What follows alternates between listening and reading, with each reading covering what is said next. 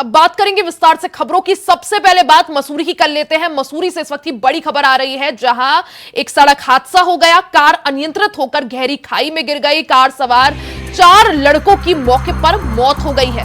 वहीं 2 लड़कियां गंभीर रूप से घायल बताई जा रही है। मसूरी के झड़ीपानी रोड पर पानी वाले बैंड के पास यह हादसा हुआ है। मसूरी पुलिस और फायर सर्विस एसडीआरएफ की टीमें मौके पर मौजूद है। सभी छात्र आईएमएस कॉलेज देहरादून के बताए जा रहे हैं। तो तस्वीरें आपको दिखा रहे हैं। मसूरी में यह दुखद हादसा देखने को मिला है, जहां एक कार गहरी खाई में गिर गई। कार में सवार 4 लड़कों की मौके पर ही मौत हो गई। वहीं 2 लड़कियां गंभीर रूप से घायल बताई जा रही है। सुनील सोनकर हमारे साथ ज्यादा जानकारी के साथ जुड़ गए हैं। सुनील, मसूरी में दुखद हादसा देखने को मिला है, जिसमें 6 लोग कार में सवार थे। कार अनियंत्रित होकर गहरी खाई में गिर जाती है और 4 लड़कों की मौके पर मौत हो जाती है। क्या जानकारी इसको लेकर? रिया, ये घटना सुबह की है। ये जब मसूरी से देहरादून की ओर ये कार जा रही थी और मसूरी पुल स्टेट के पास ये कार अनियंत्रित हो गई और गहरी खाई में गिर गई। इससे 4 लोग युवक सवार थे और 2 लड़कियां सवार थी, जिसमें से 4 जो युवक उनकी मौके पर मौत हो गई है और 2 युवतियों को देहरादून दून अस्पताल ले जाया गया था, जहां पर अभी पता चला है कि एक युवती ने भी दम तोड़ दिया है और दूसरी जो युवती थी उसकी भी हालत काफी गंभीर है। ऐसी स्थिति प्रमोद कुमार मौके पर पहुंच गए हैं और घटना की जांच कर रहे हैं। जो 6 लोग कार में सवार थे, उनमें से 5 की अभी मौत हो चुकी है और एक जो लड़की है वो गंभीर रूप से घायल है। और डॉक्टरों का क्या कुछ कहना है, स्थिति कैसी है अभी? अगर बात करी जाए, जो गंभीर रूप से लड़की घायल है उनकी भी हालत चिंताजनक बनी हुई है और डॉक्टर पूरी कोशिश कर रहे हैं कि उनकी जान को बचा लिया जाए। जो पुलिस ऐसी स्थिति है, प्रमोद कुमार वो घटनास्थल पर पहुंच चुके हैं और घटना का जायजा ले रहे हैं। ये बताया जा रहा है कि देहरादून आईएमएस कॉलेज के 6 छात्र थे और कल देर रात को मसूरी घूमने के लिए आए थे। वहीं सुनील, जिस तरह से पूरा घटनाक्रम हुआ, हादसे की वजह क्या मानी जा रही है, जिस वजह से आपने कहा कि कार अनियंत्रित हुई?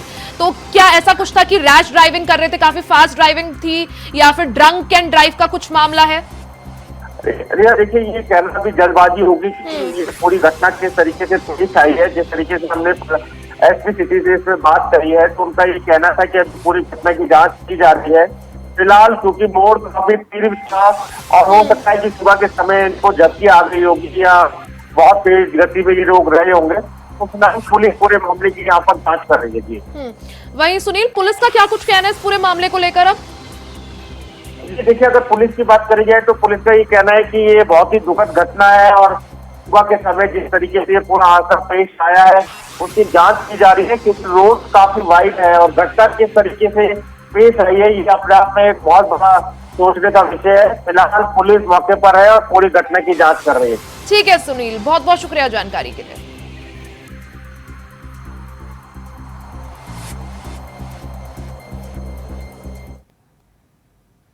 खबरों में आगे बढ़ते हैं। प्रधानमंत्री नरेंद्र मोदी का आज का कार्यक्रम आपको बता दें। आज झारखंड और बिहार के दौरे पर रहेंगे पीएम मोदी। सुबह 11 बजे पलामू झारखंड में जनसभा करेंगे। 12:30 बजे के करीब लोहरदगा में जनसभा को संबोधित करेंगे। वहीं 3:30 बजे के करीब बिहार के दरभंगा जाएंगे पीएम मोदी, जहां रैली को संबोधित करेंगे। तो लोकसभा चुनाव की हलचल को देखते हुए आज पीएम मोदी का आपको कार्यक्रम बता दें। आज झारखंड, बिहार और उत्तर प्रदेश के दौरे पर रहेंगे पीएम मोदी। 3 अलग अलग राज्यों में जनसभाओं को संबोधित करेंगे। सबसे पहले झारखंड से उनके आज के कार्यक्रम की शुरुआत होगी, जिसके बाद वो बिहार जाएंगे और उसके बाद उत्तर प्रदेश में उनका कार्यक्रम है। तो तूफानी प्रचार प्रसार लगातार जारी है। जो लक्ष्य भारतीय जनता पार्टी लेकर चल रही है, अब की बार 400 पार, उसको देखते हुए, हर एक सीट का महत्व देखते हुए पीएम मोदी तूफानी प्रचार प्रसार में जुटे हुए हैं। आज के अगर उनके कार्यक्रम की बात करें तो झारखंड, बिहार और उत्तर प्रदेश यानी इन 3 राज्यों में उनका दौरा है। सबसे पहले अपने दौरे की शुरुआत प्रधानमंत्री नरेंद्र मोदी झारखंड से कर रहे हैं। झारखंड में आपको बता दें कि 13 मई को मतदान है, वोटिंग है, जिसमें झारखंड की 4 सीटों पर वोट डाले जाएंगे। ऐसे में इसको देखते हुए झारखंड में भारतीय जनता पार्टी के पक्ष में माहौल बनाने के लिए पीएम मोदी आज झारखंड की 2 लोकसभा क्षेत्र पलामू और लोहरदगा, इन दोनों में चुनावी जनसभाएं करेंगे। भारतीय जनता पार्टी के पक्ष में माहौल बनाएंगे और जनता से बीजेपी को वोट करने की अपील करेंगे। सुबह 11 बजे पलामू झारखंड में पीएम मोदी की जनसभा है। इसके साथ ही लोहरदगा में 12:30 बजे के करीब पीएम मोदी जनसभा को संबोधित करेंगे। झारखंड के बाद बिहार में उनका कार्यक्रम है। 3:30 बजे के करीब बिहार के दरभंगा में जनसभा को संबोधित करेंगे और बिहार में कार्यक्रम निपटाने के बाद पीएम मोदी उत्तर प्रदेश में आज पहुंचेंगे। तो तूफानी प्रचार प्रसार लगातार जारी है। आपको बता दें कि 13 मई को झारखंड की 4 सीटों पर वोटिंग होनी है। वहीं लोकसभा चुनाव में बीएसपी का मुस्लिम और ब्राह्मण कार्ड का फॉर्मूला सामने आया है। बीएसपी ने 23 मुस्लिम और 15 ब्राह्मणों को अब की बार टिकट दिया है। बीएसपी ने अब तक 78 सीटों पर प्रत्याशियों के नामों का ऐलान कर दिया है। चुनाव में बीएसपी ने मुस्लिम और ब्राह्मणों पर भरोसा जताया है। बीएसपी ने 8 क्षत्रिय और 4 यादवों को मैदान में उतारा है। वहीं 4 महिलाओं को भी अब की बार बीएसपी ने टिकट दिया है। चुनाव में जातीय समीकरण को साधने में बीएसपी जुटी हुई है। तो इन लोकसभा चुनावों में अच्छा प्रदर्शन करने के लिए बीएसपी ने जातीय समीकरण पर फोकस कर रखा है। जातीय समीकरण के फॉर्मूले को अपनाते हुए अब की बार बीएसपी यानी बहुजन समाज पार्टी ने इस लोकसभा चुनाव में मुस्लिम और ब्राह्मण कार्ड खेलते हुए सबसे ज्यादा मुस्लिम और ब्राह्मण कैंडिडेट्स पर भरोसा जताया है। बीएसपी ने अब तक 23 मुस्लिम कैंडिडेट्स को अपना उम्मीदवार बनाया है और 8 क्षत्रिय और 4 यादवों को मैदान में उतारा है। मोहम्मद आसिफ हमारे साथ ज्यादा जानकारी के साथ जुड़ गए हैं। मोहम्मद आसिफ, अगर 2019 की बात करें, बीएसपी ने समाजवादी पार्टी के साथ मिलकर चुनाव लड़ा था, 10 सीटें जीत पाए थे। अब की बार अपने सीटों का जो ग्राफ है वो बढ़ाने के लिए और जनता को ज्यादा से ज्यादा साधने के लिए बीएसपी नए फॉर्मूले को लेकर आई है, जिसमें मुस्लिम और ब्राह्मण, अब की बार ब्राह्मणों को भी शामिल किया है और मुस्लिम प्लस ब्राह्मण कार्ड बीएसपी ने खेला है। किस तरह से आप इस समीकरण को देख पा रहे हैं? जी बिल्कुल रिया, जिस तरह से बसपा प्रमुख मायावती ने क्षत्रिय, मुस्लिम और ब्राह्मणों को के मतों को साधने के लिए लोकसभा 2024 के चुनाव में नया समीकरण लाया है, इससे कहीं न कहीं जो है वोटों की सेंधमारी साफ तौर पर दिख रही है। अगर मुस्लिम मतों की बात करें तो 2019 के चुनाव में बसपा ने सिर्फ 6 मुस्लिम प्रत्याशी उतारे थे, लेकिन इस बार जिस तरह से समाजवादी पार्टी ने पीडीए का नारा दिया और पीडीए का मतलब पिछड़ा दलित और मुस्लिम, और इसी नारे के चलते सपा प्रमुख अखिलेश यादव यूपी की 80 सीटों पर कब्जा करना चाहते हैं, लेकिन बसपा प्रमुख मायावती ने सपा सुप्रीमो अखिलेश यादव के इस दांव से आगे चलते हुए इस बार 23 मुस्लिम कैंडिडेट उतार दिए, क्योंकि बसपा प्रमुख मायावती को यह साफ लग रहा है कि अगर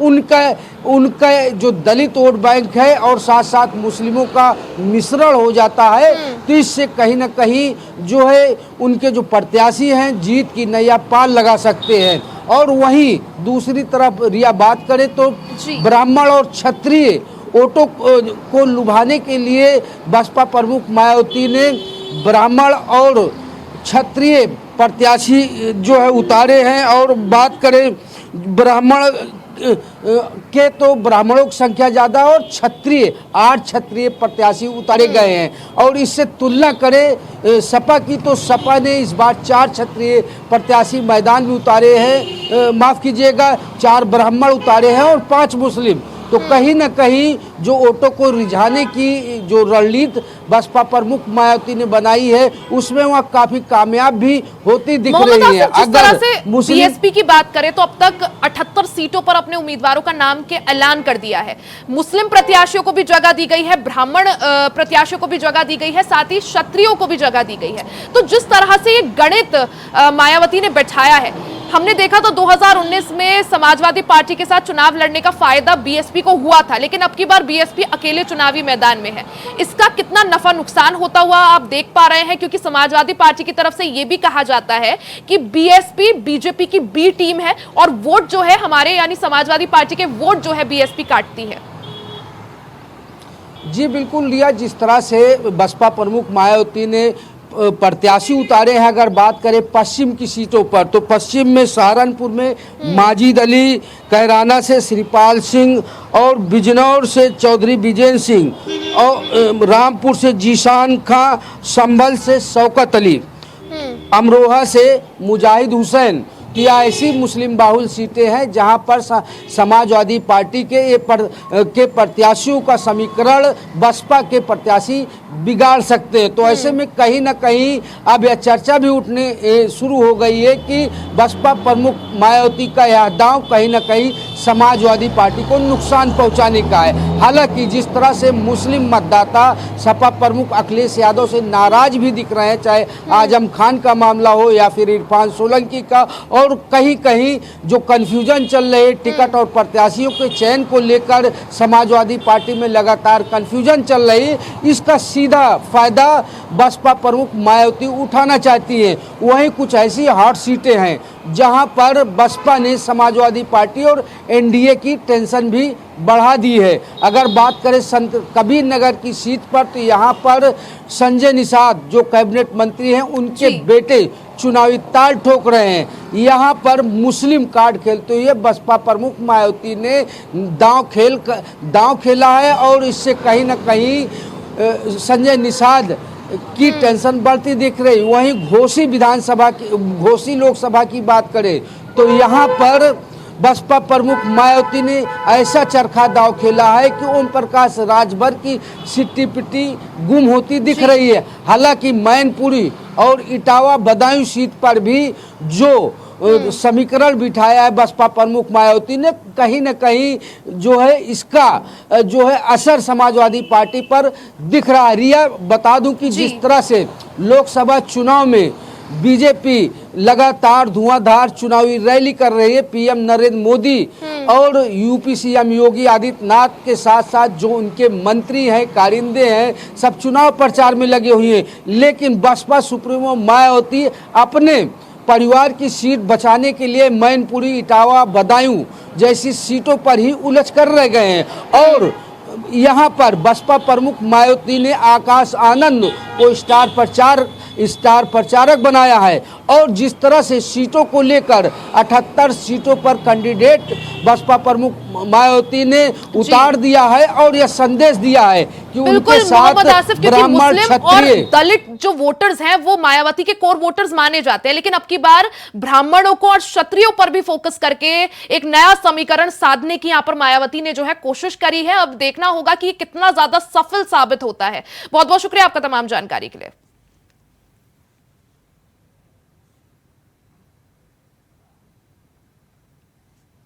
तो वहीं नोएडा से आपको बड़ी खबर बता दें, एल्विश यादव के खिलाफ बड़ी कार्रवाई की तैयारी है। एल्विश के खिलाफ ईडी ने मनी लॉन्ड्रिंग का केस दर्ज कर लिया है। बड़े होटल्स, रिजॉर्ट्स और फार्म हाउस के मालिकों से भी इस मामले में अब पूछताछ होगी। रेव पार्टी सांपों के जहर की सप्लाई के मामले की जांच होगी। वहीं महंगी कारों के काफिले के बारे में भी ईडी जांच करेगी। नोएडा पुलिस ने एल्विश यादव को गिरफ्तार किया था। फिलहाल एल्विश यादव जमानत पर बाहर है, तो एल्विश यादव की मुश्किलें कम होती हुई नजर नहीं आ रही है। अब ईडी एल्विश यादव के खिलाफ बड़ी कार्रवाई की तैयारी में है। तो धीरे धीरे करके एल्विश यादव ईडी के जाल में फंसते हुए नजर आ रहे हैं। ईडी ने अब सारी तैयारियां कर ली है। एल्विश के खिलाफ ईडी ने केस दर्ज कर लिया है। मनी लॉन्ड्रिंग का मामला दर्ज किया गया है। अब इस मामले के तहत बड़े होटल्स, रिजॉर्ट्स और फार्म हाउस के मालिकों से भी पूछताछ होगी। साथ ही रेव पार्टी के सांपों के जहर की सप्लाई के मामले में यह जांच होगी। महंगी कारों के काफिले के बारे में भी जांच करेगी ईडी। प्रवीण कुमार हमारे साथ ज्यादा जानकारी के साथ जुड़ गए हैं। प्रवीण, एल्विश यादव की मुश्किलें कम होती हुई नजर नहीं आ रही है, हालांकि अभी बेल पर बाहर है, लेकिन क्या माना जाए जिस तरह से ईडी ने अब मामला और ज्यादा तैयार कर लिया है और बड़ी कार्रवाई की तैयारी कर दी है, क्या जानकारी इसको लेकर? जी रिया, दरअसल आपको बता दें, जो पीपल फॉर एनिमल की संस्था है मेनका गांधी की तरफ से, जो गाजियाबाद से गौरव गुप्ता है, उन्होंने एल्विस यादव के खिलाफ सेक्टर 49 में सांपों की तस्करी प्लस उनका जहर का प्रयोग करने को लेकर एक सूचना दी थी, जिसके बाद उनके खिलाफ मुकदमा दर्ज हुआ था। उनकी जांच भी चल रही है। 17 मार्च को वो नोएडा कोर्ट से जो है रिया जमानत पे चल रहे। अब ऐसे में जो प्रवर्तन निदेशालय है, उन्होंने प्रिवेंशन ऑफ मनी लॉन्ड्रिंग के तहत लखनऊ के जोनल कार्यालय में एल्विस यादव के खिलाफ मुकदमा दर्ज करा। उनकी प्रारंभिक जांच में ये पाया गया है कि एल्विस यादव जो है बड़ी बड़ी लग्जरी गाड़ियां रखते हैं और होटल, रिजॉर्ट और एनसीआर में पार्टियों में जो कि जहरों की सप्लाई और सांपों का प्रयोग करने के मामले में उनकी जांच में पाया गया। इसको देखते हुए प्रवर्तन निदेशालय ने एल्विस यादव के खिलाफ मुकदमा दर्ज कर लिया है और वो जांच कर रही है। अब ऐसा नहीं है कि एल्विस यादव के खिलाफ पहली बार यह मुकदमा दर्ज हुआ। इससे पहले भी नोएडा में गाजियाबाद के नंदग्राम थाने में गौरव गुप्ता है, पीपल फॉर एनिमल के जो सदस्य, उनको धमकाने के आरोप भी उन पर लगे हैं और पंजाब में भी उनके खिलाफ मुकदमा दर्ज हो चुका। अब ऐसे में आने वाले दिनों में जो है एल्विस यादव की मुश्किलें और बढ़ सकती है। प्रवीण, जिस तरह से ईडी ने मनी लॉन्ड्रिंग का केस दर्ज कर लिया है एल्विस यादव के खिलाफ, क्या माना जाए अब ईडी उन्हें समन कर सकती है, पूछताछ के लिए बुला सकती है? बिल्कुल निश्चित तौर पर रिया, अब प्रारंभिक जांच के बाद उनको जो है सम्मन भेजा जाएगा। सम्मन भेजने के बाद एल्विस यादव को लखनऊ बुलाया जाएगा, क्योंकि उनके खिलाफ अब पीएमएलए को उसमें मुकदमा दर्ज हो चुका है, जिसके बाद अब उनकी मुश्किलें बढ़ेगी और एल्विस यादव को जरूर वहां पहुंचना पड़ेगा। हालांकि पहले नोएडा पुलिस ने उन्हें कई बार मुकदमा दर्ज होने के बाद नोटिस जारी किया था, लेकिन वो वहां नहीं पहुंचे थे। लेकिन प्रवर्तन निदेशालय ने जिस तरीके से लखनऊ जोनल कार्यालय पे उनके खिलाफ PMLA prevention of money laundering का जो केस दर्ज किया, उसमें उनकी मुसीबत बढ़ने वाली है। जी रिया, बिल्कुल प्रवीण, एल्विस यादव की मुश्किलें कम होती हुई नजर नहीं आ रही है। अब ईडी ने मनी लॉन्ड्रिंग का मामला जो है दर्ज कर दिया है। पूछताछ के लिए एल्विस यादव को बुलाया जाएगा। बहुत बहुत शुक्रिया आपका तमाम जानकारी के लिए।